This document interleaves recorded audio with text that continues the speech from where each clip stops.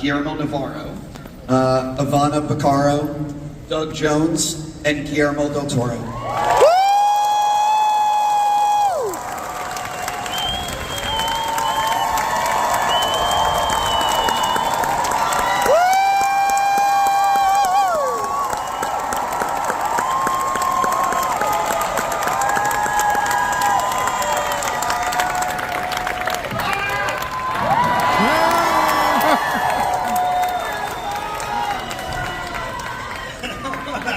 Guillermo! What the fuck? You had to start with cussing, didn't you? One of my favorite memories of Comic-Con was I was in the audience. I don't even know how many years ago it was, but you're always the best on panels, but it was in a small room, maybe like ballroom 6. That was a toilet.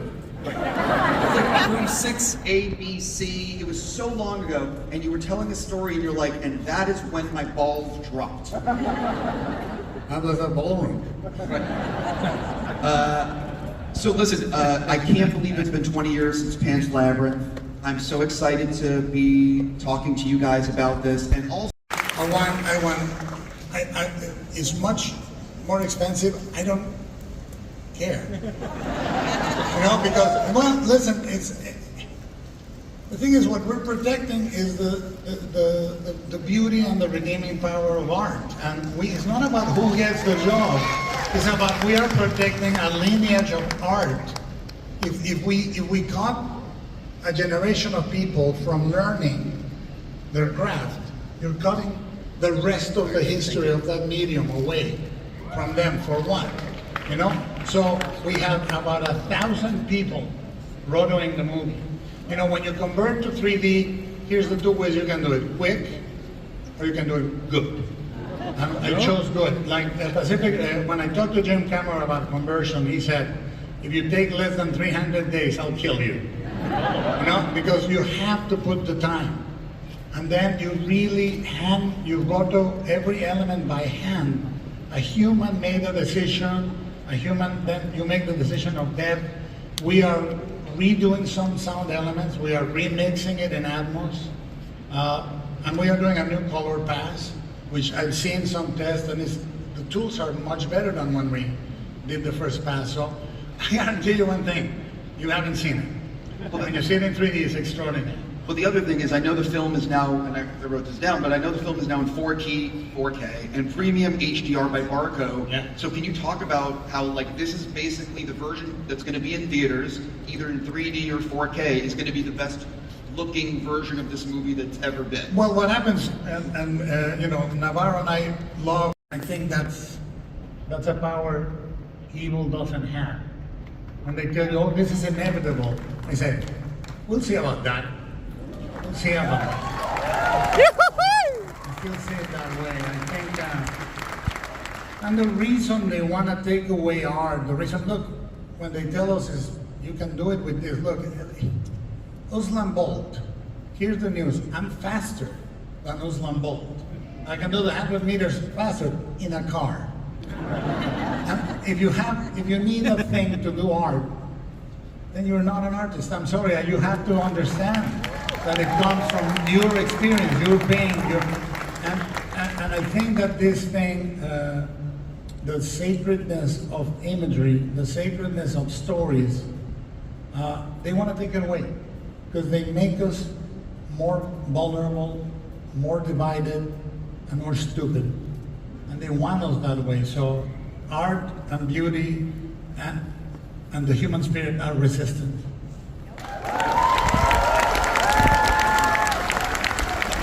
I'm not sure if any of the other panelists want to talk about the ending and if their thoughts on it have changed over the 20 years.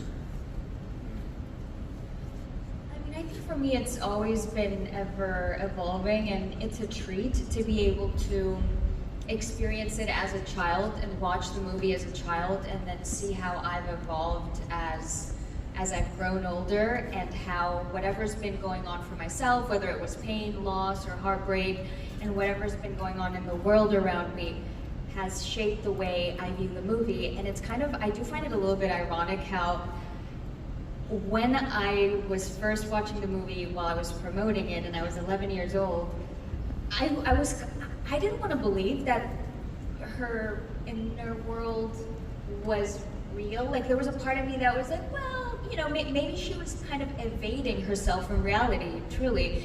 But then as I've grown older, as opposed to being jaded, I want to believe even more and more that that was in fact the real world, that that was her reality, and that's how she was in fact not hiding away from the world, but fighting for the world. So for me, I've become more and more of a believer in just having the luxury of being on that journey as I've grown older and remembering all the different versions of the same movie that I've been able to rediscover is really unique. And that's one of the reasons I'm so excited for people to watch it, for people to not just watch it for the first time, but to rediscover the movie and to hopefully maybe discover new things in it, because it's just got so many layers, and that's one of the beauties of it. Yes. Yes. We got the job done, goddammit. I have one more fan question that was sent to. Came to the United States early in the 90s. Guillermo went to a talent agency for cinematographers, and they said to him, "Why would we hire a Mexican? We already have a gardener." So, what do you say to that? I won't say it because audiences are under 18 years of age. But I say, you know what I'm thinking. First cinematographer to win the Oscar from Mexico.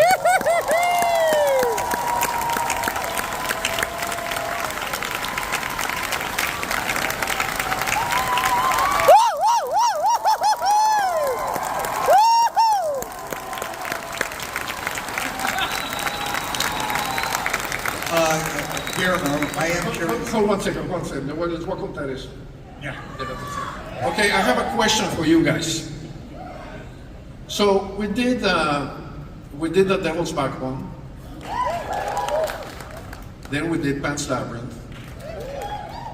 And this was meant to be a triptych, a three-piece history of Spain. And would you guys watch the third one?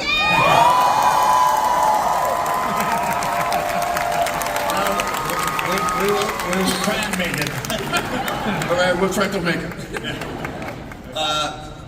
This is my last question for you, if you don't mind. I know that you have a hell of a collection. You like to keep things from set.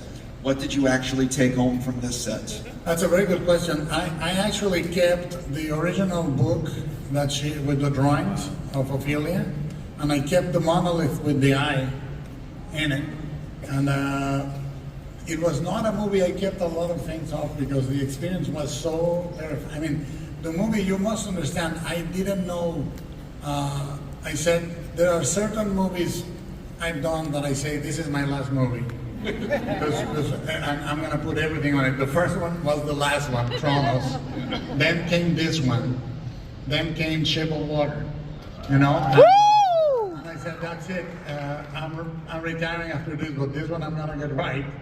And I didn't keep many things, but I kept those things, those two things, and I will never, ever in my life part ways with those. Ever. Before this panel ends, I'd actually like to invite Eddie back on stage for something special. Oh, he's gonna go. Eddie. He's coming from the right. One of the things I think that draws us all together, and has since probably back in the caveman days, was the ability to tell stories. And stories continue to be told, even if they're being told on paper, or film, or radio. But in the end, the story is what's the important component, and it is the thing that brings the magic, the monsters, and the myths. Guillermo del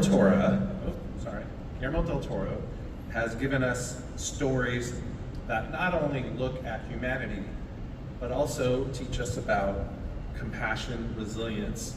And the interesting thing is that we learn that sometimes from the monsters that we meet. They sometimes are the ones that can really show us what our humanity is. He has been someone that has championed so many art forms, like comics and animation, just as much reverence as he has put into cinema. His stories have given countless of us the courage to embrace our own imaginations and to remind us that it's not just about entertainment, but also about empathy, about feeling for others. So, on behalf of the Board of Directors of Comic-Con, it is truly my honor to present Mr. Guillermo del Toro with the Inkpot Award.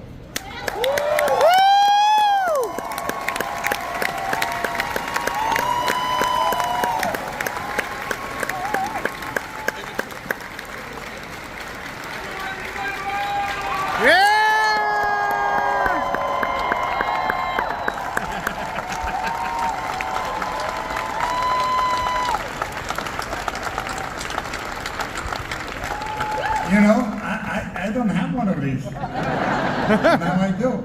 And it's really an award I wanted to very, very much. I've been coming to Comic-Con before it was this Comic-Con.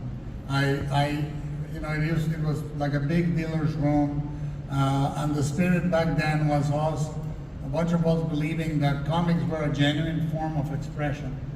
And I still think the same, and I think that the reason they are is because they're always in the hands, it's like rock and roll. They're always in the hands of people that want to shout something strong. There is big corporations, big music publishing houses, but there's always a streak of independence that want to do something with them. And I remember back then you had the greats, you had Neil Adams, you had Will Eisner around, walking around the people that were coming up, Scott Morris and so forth. You know, and Comic-Con is still that. Comic-Con is still that.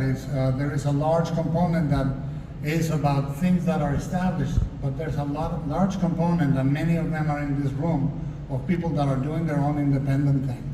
So I accept this because I believe in comics as a form of storytelling that no matter how big it gets in the terms of media and properties and all that, it always belongs to people with a genuine story to tell.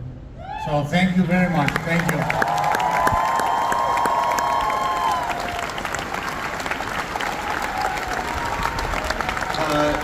Real quick, I just want to make sure. I also just want to give a reminder, that the 20th anniversary of Pan's Labyrinth is in theaters on Guillermo's birthday, October 9th. It's stunning 4K, premium HDR by Barco, and in 3D overseen by Guillermo himself. Thank you very much. Thank you all for coming out. Have a fantastic Comic-Con.